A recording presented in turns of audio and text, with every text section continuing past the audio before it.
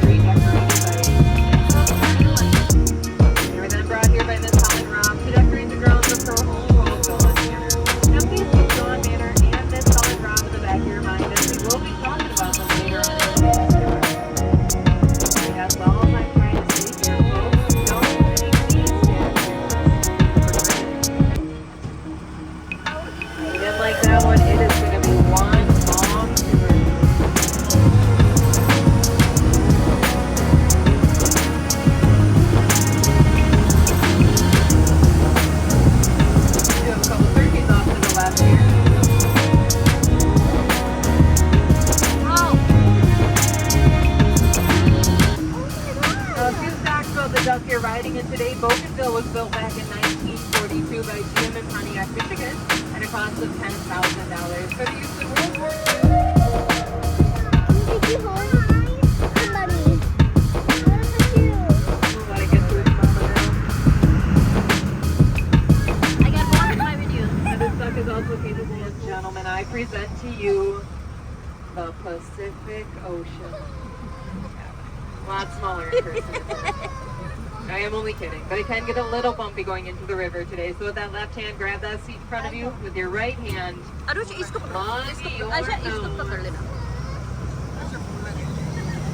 Mama, Mama, move your phone. It's gonna fall from the line.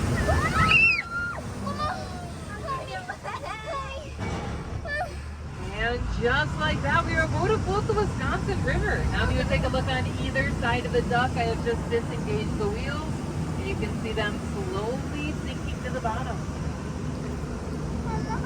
Now that we're on the Wisconsin River is one of the hardest working rivers in the world. It originates in northern Wisconsin at Lac Des and flows 430 miles diagonally through 27 hydroelectric dams before it empties into the Mississippi River at Prairie du Chien, Wisconsin. Now you may be wondering why the water we're traveling on today isn't that bluish color you might expect. It's more of a dirty brown or tan color. And that's because the river passes through a series of tamarack swamps in the northern region. Now those tamarack swamps have tamarack trees which produce an acid called tannic acid, which gives the river its brown color. I like it, kind Now you may be thinking, tannic acid, that sounds dangerous. Well, it's actually not harmful to us at all, and it's actually found in many common items we consume on a daily basis, including tea, coffee, and Coca-Cola.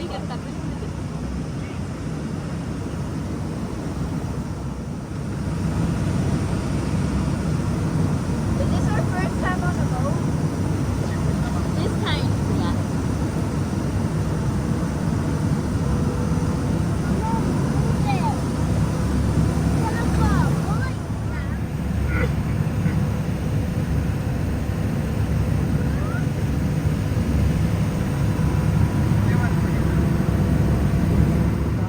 Follow the shoreline all the way up to that mushroom-shaped rock sticking out. That is what is known as Pulpus Rock.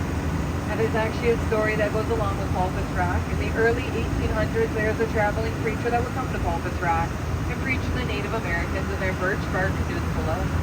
Now that preacher was quite the long-winded preacher, and pretty soon those Native Americans grew bored and fell asleep. And this did not make the preacher very happy, so he went to town to get something to spice up his sermons a little bit, and he came back with a baby grand piano. Now he used that baby grand piano in his next sermon, but just like clockwork, those Native Americans fell asleep again. Now this made the preacher furious, so he began jumping up and down on Pulpit's rack, splitting it right in half, knocking that baby grand piano off the right side of the rack. If you look closely, you can still see it there to this day, legs propped against the rack and keys facing the heavens. Everyone see that piano on the right side of the big rack? Yes.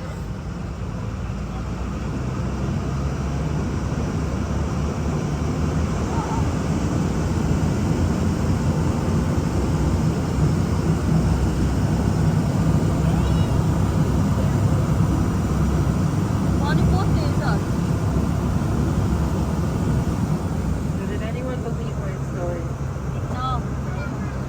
Alright, what if I told you I could get a few tunes out of that baby grand piano still? Maybe a little hard rock? Maybe by the Rolling Stones?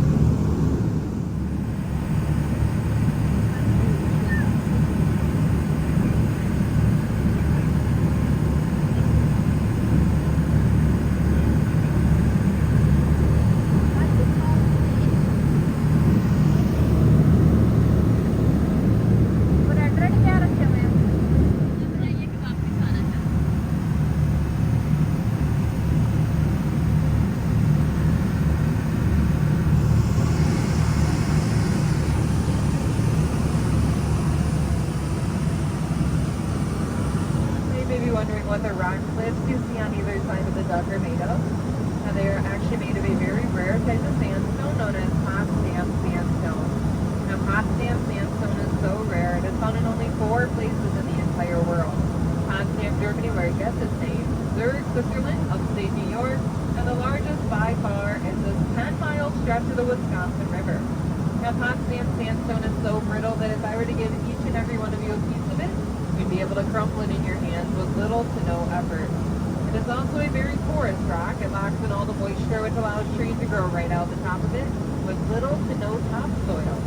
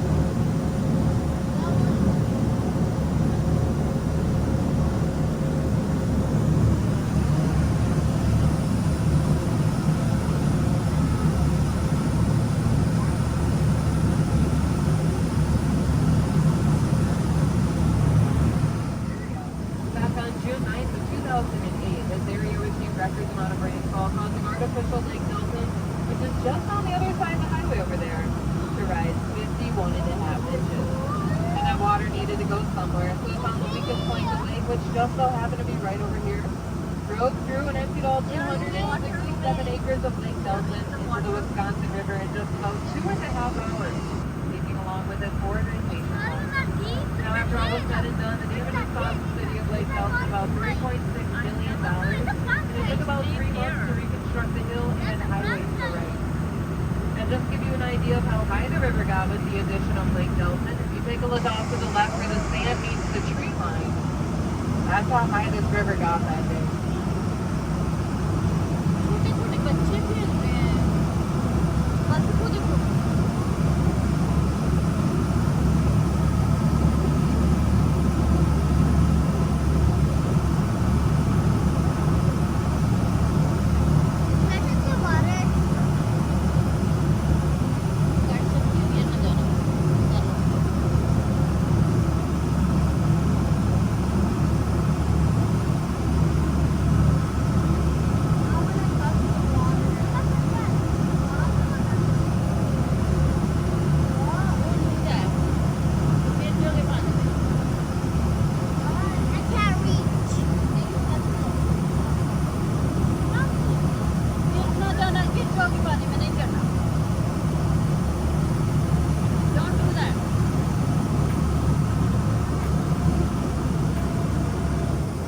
Take my tour about 150 years ago.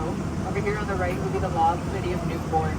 And Newport was founded when it was rumored that the Milwaukee Lacrosse Railroad Company was going to build a bridge between that point and that point. So everyone came to this area, they bought up all the land in hopes of selling it back to the railroad company and making massive profit. Now Brian Kilborn found out about their little scheme, so he packed up operations and moved about 2 miles upstream to the city of Kilborn. And once that happened, everyone left the ghost town. Then where are all the buildings? Well, it turns out it was actually a blessing in disguise because in the early 1900s, there was a wildfire that swept through the area, taking out the whole town of Newport, except for one building called Dawn Manor, which we'll be talking about later on in today's 2008. Many people believe the dam was at fault, but that was actually not the case. Just as an extra precaution, the city of Lake Delton added an extra 80-foot spillway to keep anything like that from ever happening. Now would be the perfect opportunity for you folks to take out your cameras and take all the damn pictures you'd like.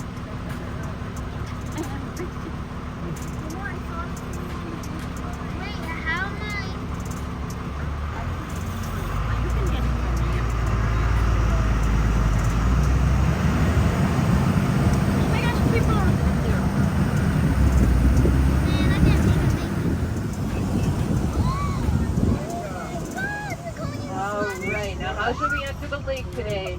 Fast or slow? Fast! Alright. Just a fair warning, there may be a mist coming over the front of the duck, getting myself and maybe the first few rows wet. That is nothing compared to that 8-foot tidal wave coming up across the back.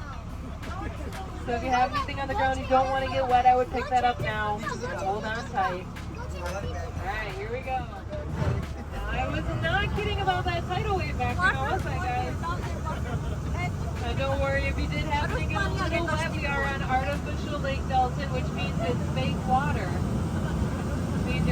wet.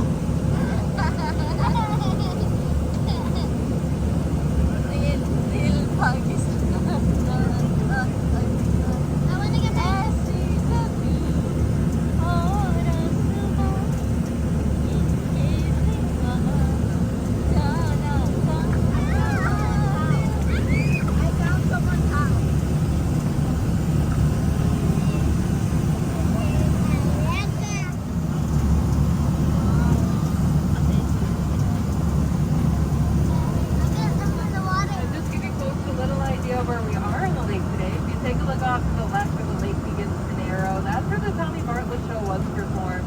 That brown building with the green roof to the right of that is Wilderness on the Lake. Those two wooden towers in front of the duck belong to Noah's Ark Water Park. And that big white mansion in front of the duck belongs to the owners of Mount Olympus.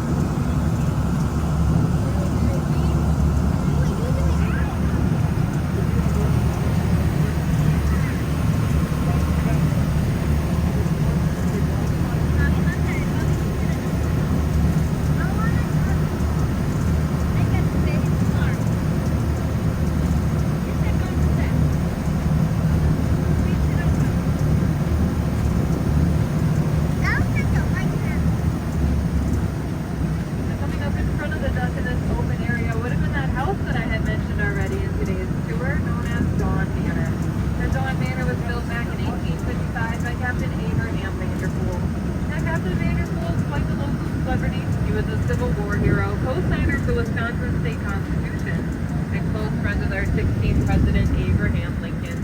It is even rumored that Lincoln had spent a few nights in that home. Now, after Captain Vanderpool passed away, the house went through a series of owners until it fell into the hands of Miss Helen Robb back in 1943. Now, Miss Robb was quite the world traveler, and she actually brought back several priceless artifacts, paintings, and jewelry to decorate the inside of her home. Now, when they were inside there, that house was worth about $2 million. Now, you may be thinking to yourself, Bergen, what house are you talking about? Well, there was a house here, and the owners of that house actually sold all of this land to Kalahari, and they ended up coming out here and tearing down the house. And the Wisconsin Dells did lose a big piece of priceless history a couple of summers ago, but we are gaining something even better, something we need a lot more of in this town. Brand new hotels and condos. Now I can show you a picture of what Dawn Manor looked like before they tore it down, as well as pictures of the breach that happened to our right later on in today's tour.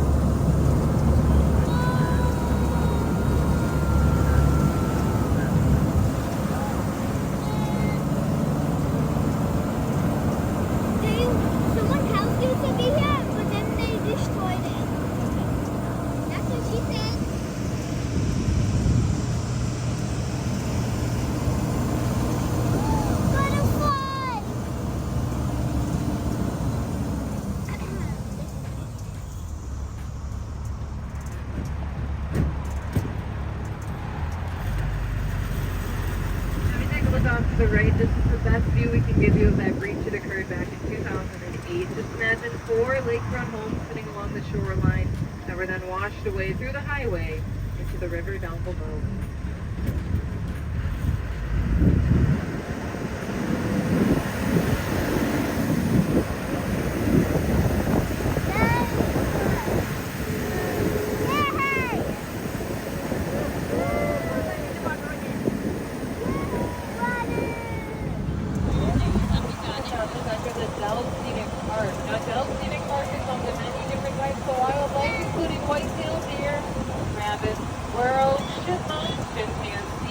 monkeys, lions, tigers, and bears. Oh my.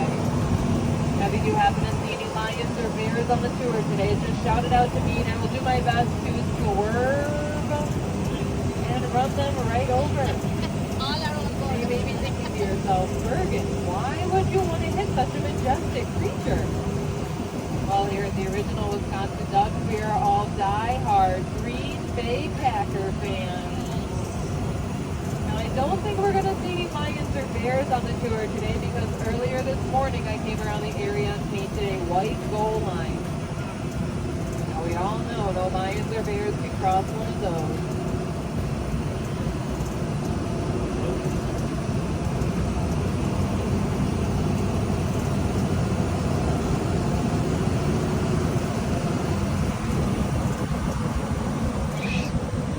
Just in case you missed it earlier, we do have another baby stop sign coming up on the left.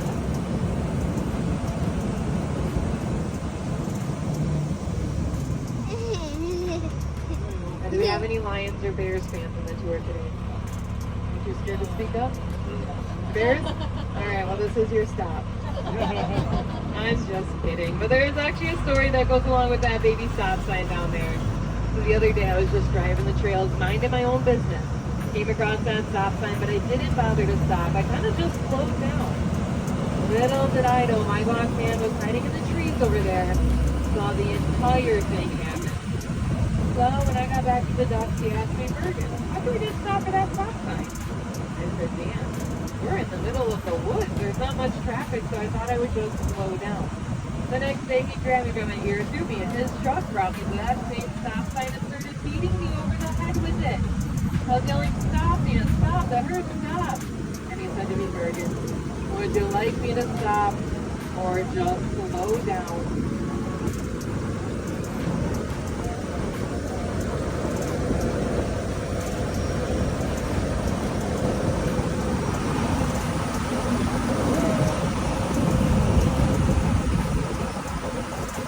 I hope we have some roller coaster fans on board today.